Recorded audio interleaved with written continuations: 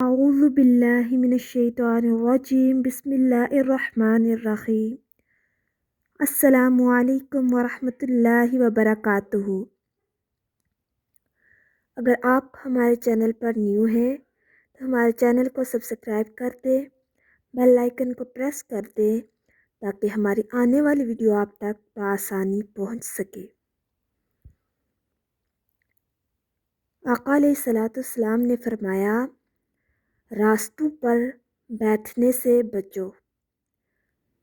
تو صحابہ اکرام رضی اللہ تعالیٰ عنہما نے عرض کیا، اے اللہ کے رسول صلی اللہ علیہ وآلہ وسلم، ہمارے پاس ہمارے بیٹھنے کی ان جگہوں کے سوا کوئی چارہ نہیں، ان میں تو ہم باتیں کرتے ہیں۔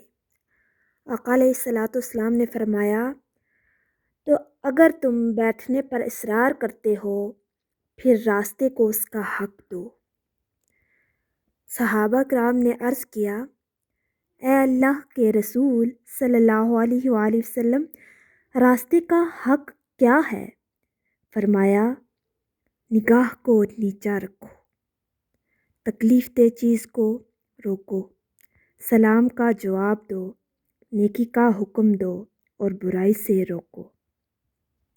آقا علیہ الصلوۃ والسلام نے فرمایا، کوئی شخص کسی دوسرے شخص کو اس کی بیٹھنے کی جگہ سے نہ اٹھائے کہ پھر خود وہاں بیٹھ جائے، بلکہ فراخی پیدا کرو اور جگہ کو کشادہ کرو۔ سبحان اللہ۔